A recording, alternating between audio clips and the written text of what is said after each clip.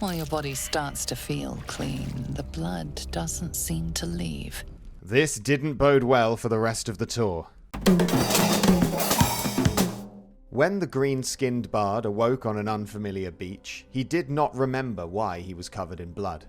He remembered falling, he remembered being saved, and he remembered, with a grin, that he was destined for greatness. An invisible power had chosen him to unleash beautiful symphonies across every city in Faerun. This was to be the tour to end all tours. Before long, everyone would know his name.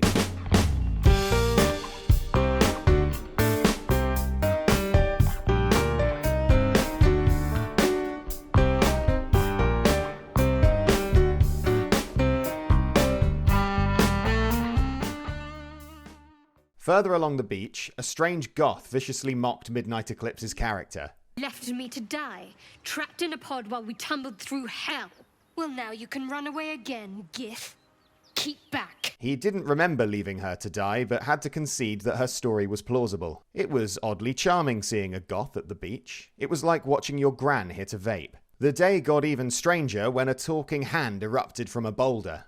Midnight Eclipse felt a strange urge to snap the hand clean off and keep it in his pocket in case he ever needed to count to 15. He was lining up a clean break in the wrist when he noticed how delicately the fingers held their shape in the air.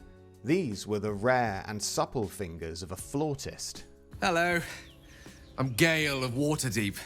Apologies, I'm usually better at this. The wizard started saying something boring about a worm while Midnight Eclipse's mind itched with possibilities. He noticed Gale's earring, his fashionably cropped beard, his very convincing wig. He decided that this rock wizard had lots of chariz, which was a slang word for charisma he was trying to get off the ground. He invited Gale to join the band.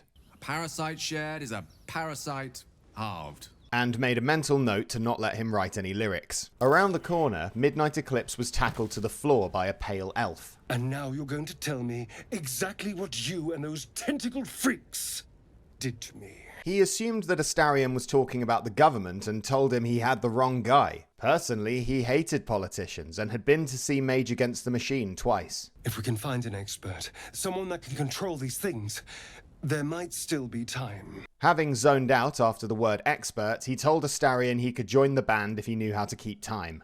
All right. I accept. Lead on. As he joins your side, your mind dances with thoughts of a perfect, pretty corpse. Midnight Eclipse was not worried about these dark visions in his mind. He was burdened with the tortured soul of a genius and channeled his ugliest thoughts into his art. Further on up the road, Midnight Eclipse met some hostile tomb raiders who had both failed their perception checks.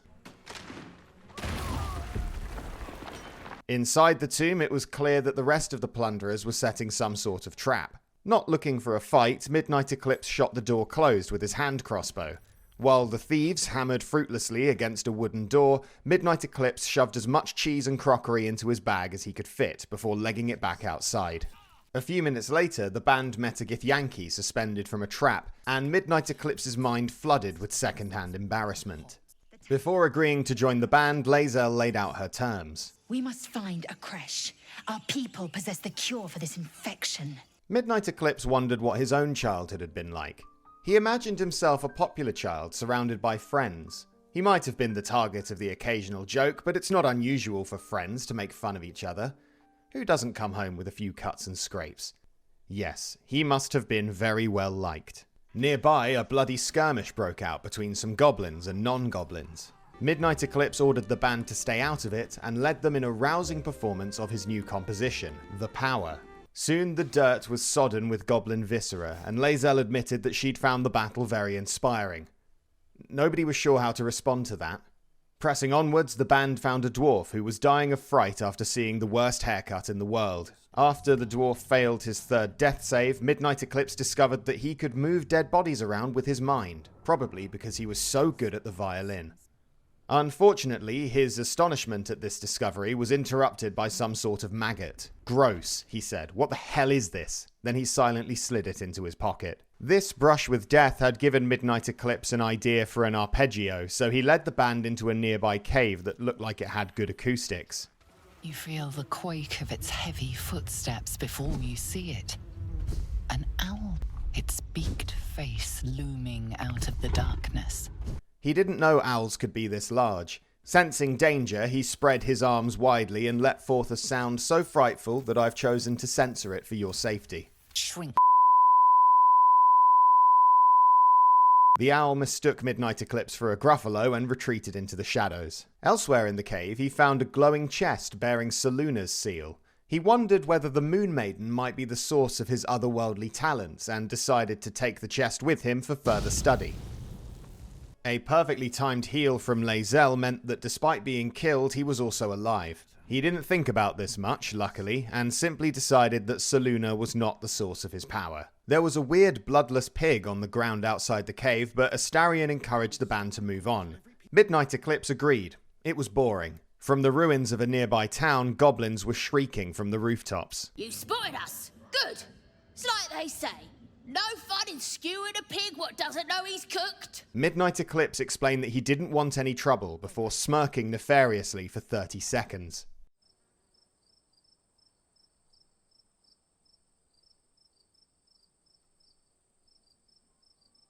The DM didn't know how to respond to this, so they let the party level up. Midnight Eclipse decided to specialize in the College of Swords, but please don't commit that to memory.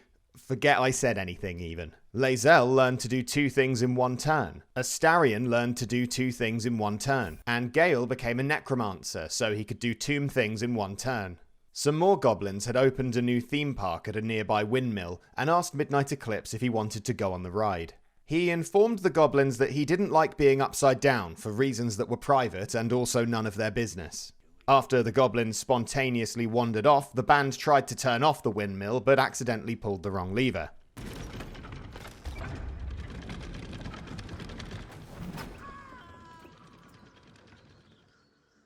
By the time the sails had shuddered to a stop, the gnome rider was nowhere to be found. Midnight Eclipse asked if this was typical behaviour for gnomes, and Astarion said something racist. The party heard some banging sounds coming from a nearby barn. Since good percussionists are famously ephemeral, he wanted to go inside and check out the talent.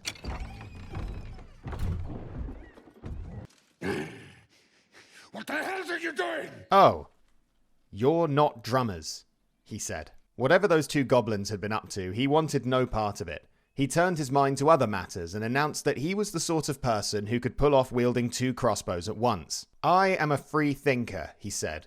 Regular people aren't doing this because they're too intellectually flaccid to have a dream. Down by the river, a tiefling was on fire. She told the group that she'd been abducted from hell, where she'd specialized in killing demons.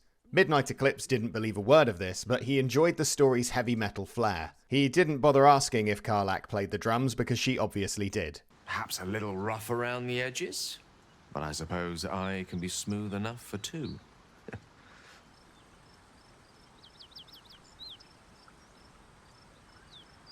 Karlach mentioned that she was being hunted by some religious zealots. Midnight Eclipse assured her that he would settle the matter amicably with his quick wit and bountiful charisma. She slaughtered countless refugees fleeing the Absolute. Yesterday, she butchered an entire family. We were lucky to survive our encounter with her. Worried he may have been duped, Midnight Eclipse asked the paladins what would happen if he took their side instead of Karlach's. Then you'd be very stupid indeed. Poor Karlach.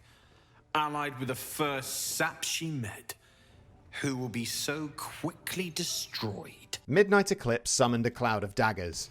In an act of mercy, Gale conjured a fog cloud so that the paladins didn't have to watch each other die. Karlach was safe from her pursuers, but nobody bothered to tell her that. Instead, the band headed back to the blighted village, where they performed a solemn dirge for a dead gnome they found by the side of the road. This is a dirge playthrough, by the way. The band were sounding passable, so Midnight Eclipse headed to a nearby goblin camp to hopefully land a paying gig. He lied to a goblin sentry and announced that his presence had been requested on purpose. You'll need to wear our war colours. Nice to have this across the mug. Ought to do it. Despite his amnesia, Midnight Eclipse was certain he'd done this before. He told himself he was making a powerful statement, but feared the goblins were too Philistinic to get it. He decided to warm up the crowd with a popular goblin drinking anthem.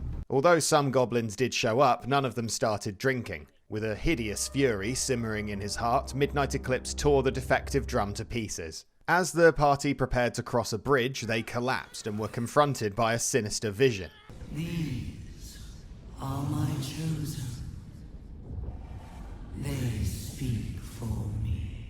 It would have been easier to aid the Chosen if their faces had been revealed, but that wasn't important because the illusion was soon shattered by a divine messenger.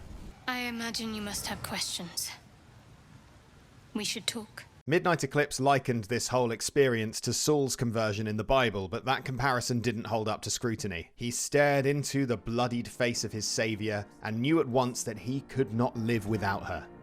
She was his muse, his dark messiah, a cool shadow shielding his itching eyes from the harsh midday sun.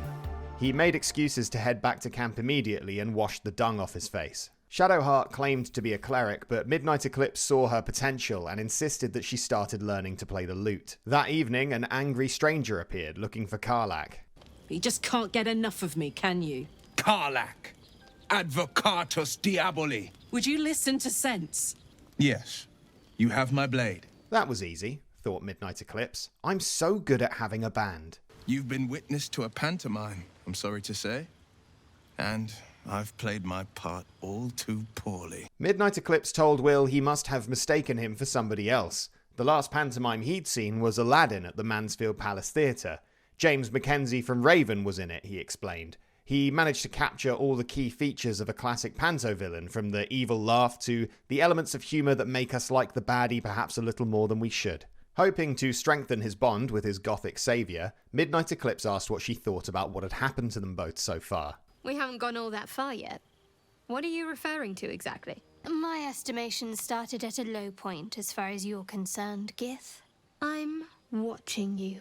He read between the lines and concluded that she was madly in love with him. The following morning, the Goblin camp had fallen victim to a mediocre slam poet. His verse was so bad that it was legally classified as hate speech, so the Goblin police took him away. Midnight Eclipse led his band into a rendition of The Power and awoke a latent passion for drumming in a nearby goblin, who would later go on to be a founding member of Orc Floyd. Once the band were inside, Gale announced that he had a troubling relationship with magic and needed to consume a magical artifact immediately in order to continue to raise the dead, etc. Midnight Eclipse reminded Gale that addictive substances and musicians don't mix before allowing him to eat Lae'zel's hat.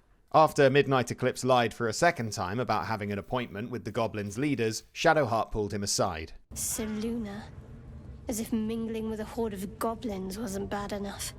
Let's do what we have to do, then get out of here. She clearly didn't like it here, so Midnight Eclipse turned the band around and they immediately left, never to return. They spotted an interesting frog in the distance, and Shadowheart cast Featherfall so they could have a closer look.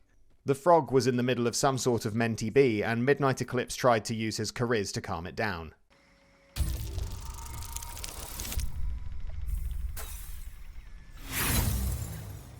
Seconds later, as a TPK seemed inevitable, Midnight Eclipse ended the frog's rampage by insulting it to death. A barrel shaft the wit on you.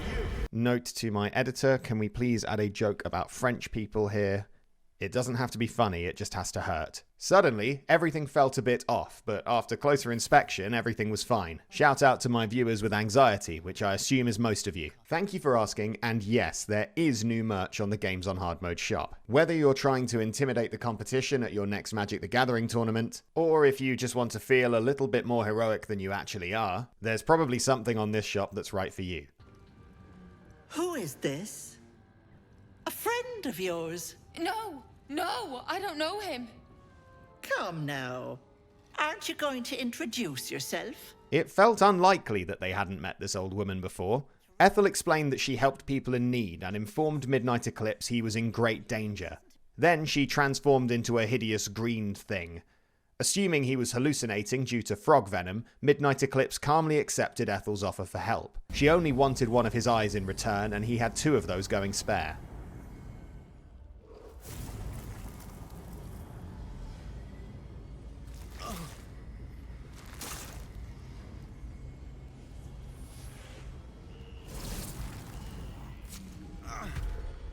No, that wasn't so bad, was it? Suddenly losing his depth perception, Midnight Eclipse actually felt worse than before. He dizzily asked Ethel to honour her side of the deal, and she gave him a charm that could provide many simultaneous buffs. He thanked her and promised he would definitely remember to use it one day before sliding it into his pocket. For some reason, there was now a strange corpse in the camp called Withers. He was reading a book, so Midnight Eclipse asked him to handle the band's finances. Withers informed Midnight Eclipse that Patch 8 was out, so he changed his subclass to the College of Glamour immediately. Lae'zel clearly didn't like the look of Midnight Eclipse's new eye. She probably wanted to euthanize him because he kept bumping into things, but he managed to trick her with the old "give me the knife so I can do it myself" routine. A splendid ruse. My anger is surpassed only by my respect. The respect was not mutual. That night, Midnight Eclipse had a peculiar dream.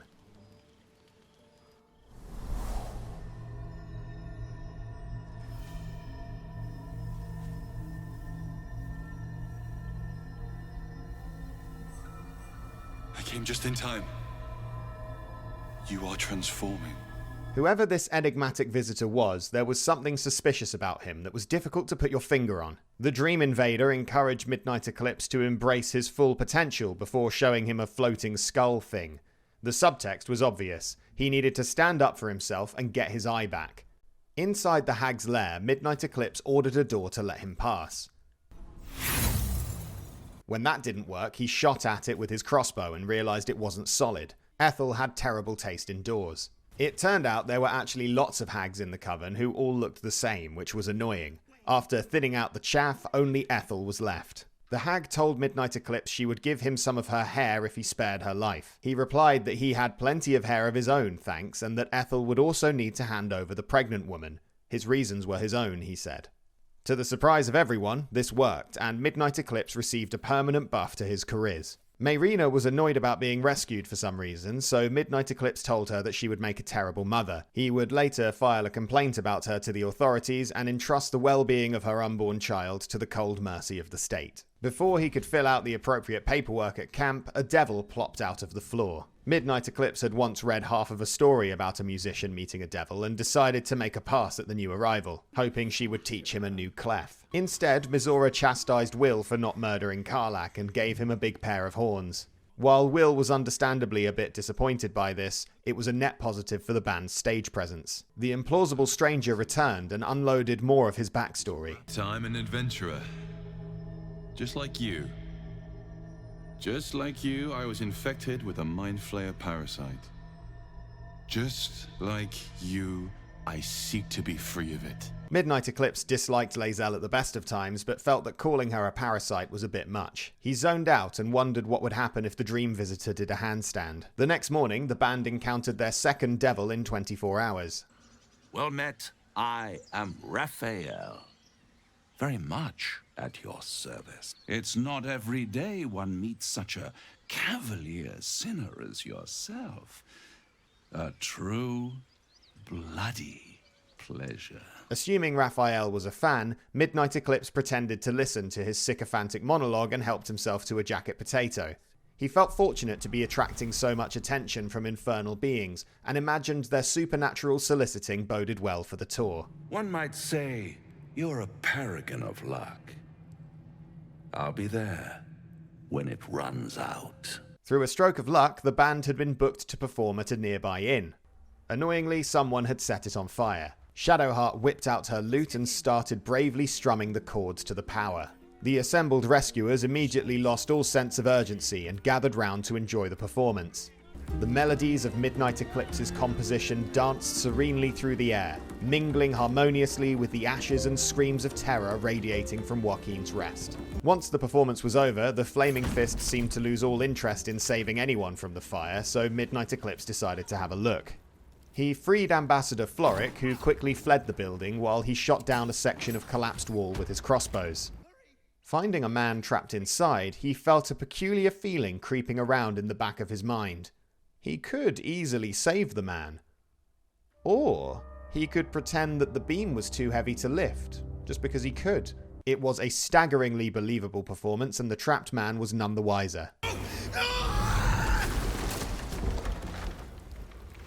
Outside, Will and Floric were shouting about a duke who'd apparently been captured, but Midnight Eclipse could hardly hear them over the blood pounding in his ears. He'd never felt more complete, more alive. He swallowed a smirk and informed Floric he had no interest in rescuing random members of the aristocracy, as he'd been to see Mage Against the Machine twice. Damn you! My father's in danger. We cannot turn our backs. The band headed underground to a nearby Zhentarim hideout, hoping to chain gigs together after their prior success with the firefighters. Unfortunately, their leader was more interested in hiring someone to locate a lost caravan.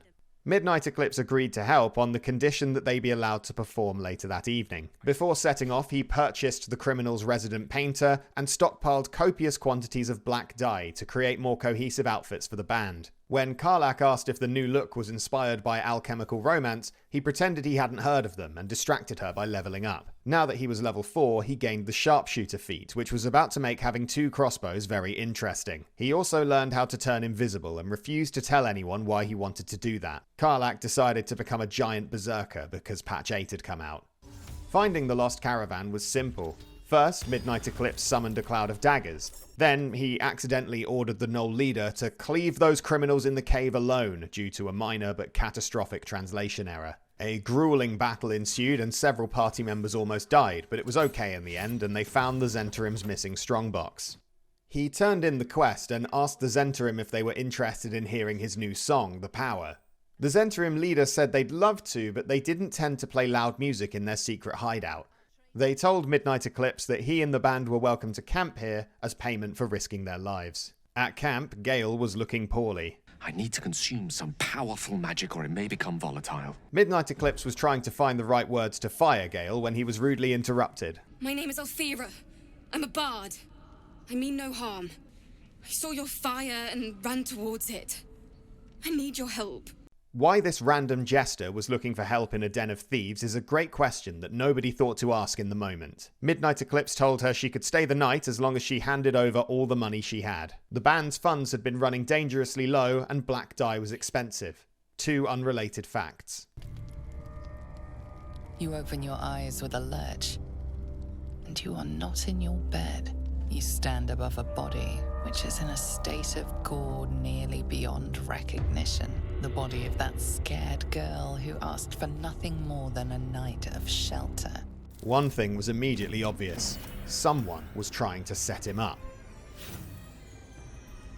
After a few moments more of scrubbing, your hands begin to sting. But her blood is still on your hands, surely. You shake your head, and it seems to go away. Only then. This did not bode well for the rest of the tour. In the morning, the rest of the band started asking awkward questions, but Midnight Eclipse expertly deflected their suspicions by saying he hadn't seen anything. He didn't know who had killed Elphaba, or whatever her name was, but it was clear that he needed to be mindful where he placed his trust. For now, it was best to lie low. Midnight Eclipse was worried the police might want to ask some difficult questions, so he led the band underground. Rather than admitting that they were technically on the run, he made something up about the uniquely resonant acoustics of caves. The problem with being underground is that sometimes the giant spiders attack. Quick warning to any viewers with arachnophobia, nobody's buying it. Midnight Eclipse knew that where there are spiders, there's usually one really big spider, which he promptly found and dispatched by shooting it twice in the head. It was guarding a dark amethyst on the floor, which presumably had something to do with Shadowheart, who had a monopoly on that sort of thing. He grabbed it just in case. While there had been no sign of any detectives thus far, he felt dangerously exposed in this shallow cave and convinced the party to leap into a mysterious hole. He felt cold, damp air tickle his chin as he descended slowly into the secret world beneath Faerun.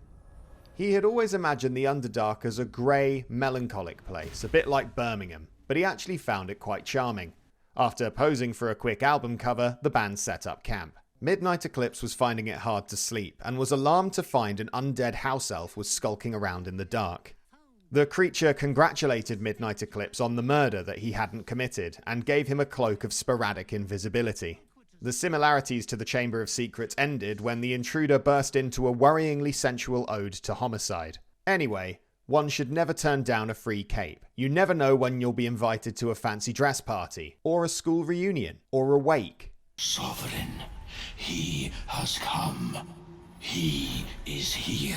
State your purpose. The Myconids were being quite nosy, so Midnight Eclipse declined to mention that he was probably wanted for murder. I sense your resolve.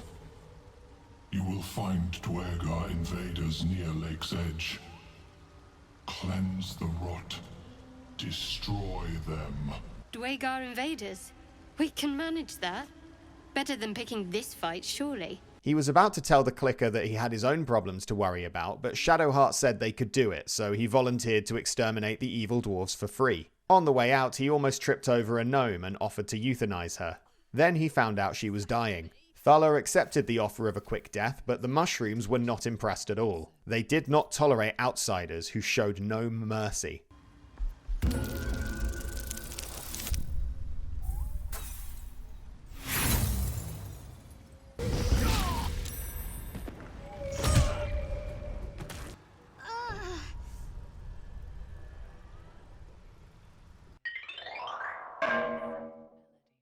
He has come. He is here. Psych. It was a premonition, like in Final Destination 3. Midnight Eclipse suggested that the band should camp elsewhere tonight. He asked Shadowheart who she thought was responsible for killing the tiefling bard. I worship Shah, the mistress of the night. This felt like a non sequitur, but it was also the longest conversation Shadowheart had ever had with him, so he let her continue without interrupting. Most fear the dark, like children.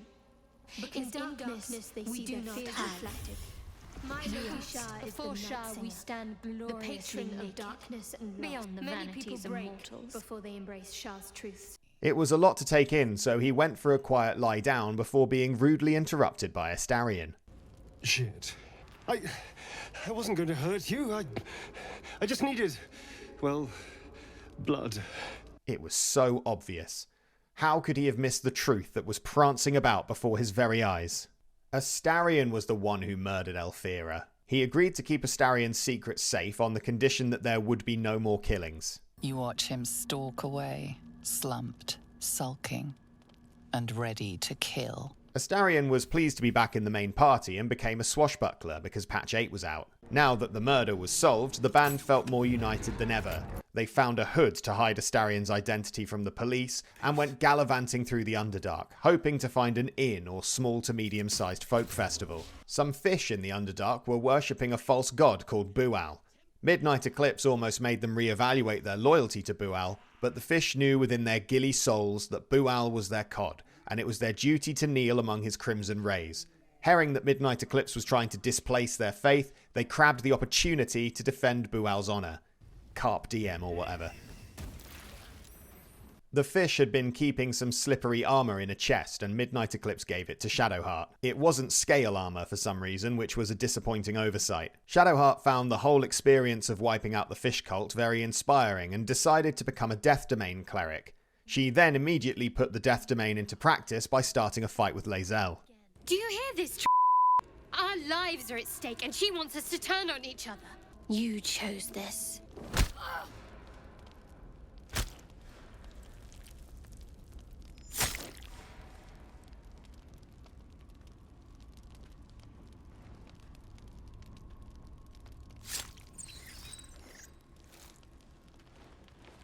The death of Lae'zel could have caused a rift in the party, but it didn't. Shadowheart informed the rest of the band that she wanted to become a Dark Justiciar, and Midnight Eclipse assumed that was fine. There was a familiar-looking dock nearby, and Midnight Eclipse realized that he recognized it from the premonition he'd had earlier. He spent 26 minutes explaining to the band that if they had spoken to the Myconids, they would have been warned that this area was full of evil dwarves and would have agreed to clear them out. He tried explaining this confusing situation to the Dwergar, but they were not big fans of the conditional tense. Fine. Suppose I'll just eat you then. Shadowheart showed off a new trick where she could make 2 corpses explode at once. Also, Karlach could inflate to double her normal size, just like me after I've eaten some cheese. What I'm trying to say is they won the fight really easily. They headed back towards the Myconids, hoping that preemptively slaughtering the Dwergar would be viewed as heroic rather than concerning. On the way, they found another Dwergar who'd got himself into a bit of a jam. Scroll! Escape! My bag, please! I've dropped it! Somewhere! Midnight Eclipse politely explained that this predicament was Balin's fault and that his distress did not entitle him to a second chance at life. Bizarrely, this sentiment was mirrored by Balin's wife, who they met just round the corner. Sovereign, the Mushroom King, asked the band to get rid of the local Duergar. Duergar invaders, huh?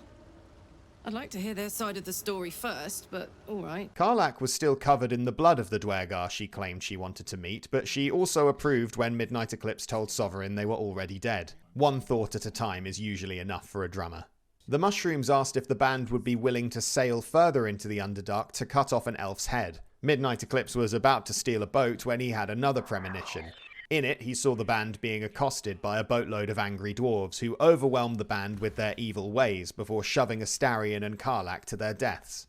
He had a better idea, he said. They would make camp and leave the Underdark first thing in the morning or whatever time it was when they woke up. Shadowheart thought this was a good time for a lore dump. Once upon a time, she was on her way to her grandmother's house when the big bad wolf appeared and started complaining about bricks being too cheap. Thankfully, she was rescued by followers of Shar, whose masks were well suited to putting children at ease. Midnight Eclipse felt Shadowheart's story would benefit from a second draft, but had to admit that it resonated with him somewhat.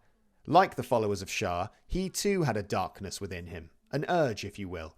Perhaps, he wondered, the dark voices in my mind and the dark goddess she's so obsessed with are two sides of the same coin. A coin called Shar. After a pensive nap, Midnight Eclipse led the band up that ladder from Metal Gear Solid 3. Unfortunately, the door at the top didn't open from this side, so they had to go back down again. Then he tried to ascend back to the surface world using a lift, but it was one of those lifts that only works once you've pulled a lever at one end of it. Midnight Eclipse cursed the dark souls who had made traversing this place so frustrating. Seemingly trapped in the Underdark, he sulked back to the Myconid colony and led the band in an inspiring rendition of the power. It was a dazzling performance which caught the attention of a stout mushroom called Sovereign Glut. Duergar destroyed my people. You mean to cleanse the Duergar rot? I mean to join you. Exasperated, Midnight Eclipse explained again that the Duergar were already dead. Glut insisted on seeing the proof, so the band retraced their steps down to the docks. After Glut spent some time pondering the dead dwarves, he had another idea. Death Doer. The grotto may sustain but one sovereign. In the age of Glut, there may be no spore. Eliminate the other sovereign. Midnight Eclipse was still annoyed about dying in a premonition earlier, and agreed that the clearly villain-coded mushroom was the rightful king. Peacebringer, be at home. Sovereign Spore wasn't strong enough to hold on to his kingdom, and Glut graciously accepted his new position as king. Kingbringer. So it is certain, and so you are known. Shadowheart wasn't supposed to have a line here, so she turned around hoping someone would step in. The band hit level 5. Many who would have usually gained extra attacks had to make do with feats instead, as they'd been forced to take a level in Bard. Before leaving Glut's new autocracy, Midnight Eclipse introduced himself to a really ugly elf. Blurg, proud member of the Society of Brilliance, at your service. Midnight Eclipse had never been invited to join the Society of Brilliance, and that was enough to discredit it in his eyes. He told Blurg that it sounded like a support group for those who lacked the initiative to succeed. It was clear that this part of the Underdark lacked a worthy audience, so the band took their chances on a boat. Midnight Eclipse conned some salty pirate types with a well-placed lie, and the band made it safely to the Grimforge. There they learned that the Duergar were keeping slaves. This was an extremely messed up thing to do, and Midnight Eclipse immediately rolled for initiative. Weirdly, Shadowheart disapproved of this. As they fought through the base, Midnight Eclipse summoned a cloud of daggers. He also found some hair-growing tonic, which was an unremarkable thing to find and of no use to anyone. Nearby, some Duergar were standing over some gnome corpses, which Shadowheart blew up with magic. Once the slavers were dead, Midnight Eclipse observed a moment of silence for the remaining bodies on the floor and their fallen brethren who now decorated every nearby surface. Really? Save your prayers for someone who at least had the spine to fight back. It sounded like Shadowheart was hungry and/or tired, so the band took a break in a ruined temple of Shar. Gale, who hadn't done anything useful for days, explained that he needed to consume another magical artifact. Then he told an obvious lie about having sex with a god. Then, he said there was a decent chance he might explode at any given moment. It was an obvious cry for attention, and it was clear that some time on the main squad would do him some good. Gale had a new look and a new sense of self-worth. Will came along too, but he wasn't going through anything. Apart from his dad being kidnapped, but that wasn't relevant right now. The band found a gnome who was hoarding some powerful pyrotechnics. Midnight Eclipse knew these would be useful for a future arena booking, and politely ordered the gnome to surrender the rune powder before he did something she'd regret. Then let it be done. Gerdel Ironhand, hear me now! Set me free! No, no, please!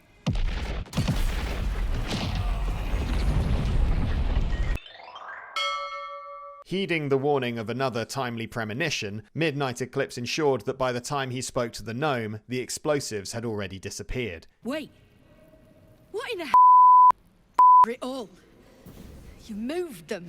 With the gnome bested, the band launched into an inspiring rendition of the power. Chekhov never had anything to say about rune powder, but most productions of The Seagull would be improved by an explosion in Act 3. There were still some Dwergar left, and Midnight Eclipse proposed a new battle strategy, revolving around stealth and the element of surprise. Gale would summon a cloud of darkness within which the party would hide. The band members would pop out of the shadows, attack, and then fall back into the darkness. Sometimes there would be two clouds active at the same time, one of darkness, one of daggers. This proved to be alarmingly effective, and before long, the Dwergar had become Dwergant. The newly freed gnomes explained that some of their friends were buried beneath a large pile of rocks. Since a grateful audience is a paying audience, Midnight Eclipse agreed to help. Will tried blowing the rocks up with magic, which was a terrible idea that didn't work. Seeking a different approach, Midnight Eclipse combined Karlach, a stick, and a potion of hill giant strength. As the rocks crumbled away, the tallest gnome Midnight Eclipse had ever seen emerged from the rubble and started turning on its kin. Whoever this gigantic twat was, his bad attitude was no match for an exploding corpse and getting hit over the head with a club. Corpse. Breathing in the sight of the corpse before him, Midnight Eclipse felt a strange calm wash over him as his hands went to work.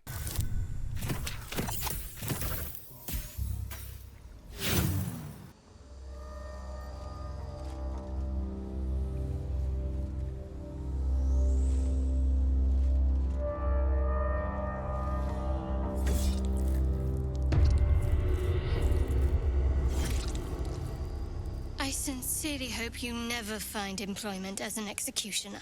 Elsewhere in the ruins, Midnight Eclipse found a little statue of Shar. This seemed like the sort of thing Shadowheart would like, and that idea appealed to him. He found that he was spending a lot of time thinking about what Shadowheart would like lately. Apparently she was too. There's an undeniable rapport, and yet we haven't made time for each other. Time alone. Some quiet night, when the others are asleep and there's no distractions, I'll come for you. It was time for bed. They could finish their breakfast tomorrow. By the grace of Shar, Shadowheart teleported herself and her green admirer above ground. Shadowheart confessed that she had sacrificed her memories to Shar and hadn't finished writing her backstory yet. Suddenly, everything made sense. Why he'd awoken on the beach with no idea how he got there. Why Shadowheart was drawn to him and he to her. Why he had an affinity for all things gothic. The secret source of his talent had been staring him in the face the whole time. Midnight Eclipse was a prophet of Shar. His music was her message. Her darkness was his urge. The party wrapped up their business in the Grimforge by squashing a boss with a hammer and forging a shimmering mithril costume for the impending world tour. As a farewell to the Underdark, the party unleashed their final rehearsal in the middle of the Grimforge, rattling its foundations through the grace of Lady Shar's insidious melodies. On the way out, they gave the tall gnome's head to Sovereign Glut as a gift. As a reward, he told them they could use a nearby ancient sigil to fast travel to the surface. After spending a few hours worrying about the teletransportation paradox, Midnight Eclipse returned to the surface or died. Above ground, Midnight Eclipse, or an exact replica believing itself to be Midnight Eclipse, encountered a nosy tiefling. I can't have you running off to tell your friends about me. I'm going to have to be sure you stay quiet. Magresham. You are unknown to me, kin, and in the company of local vermin.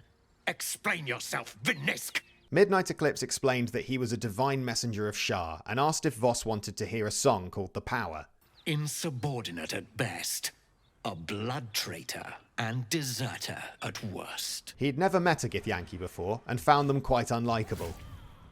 A mystical map glows before you, revealing a Githyanki refuge within a temple at the mountain pass.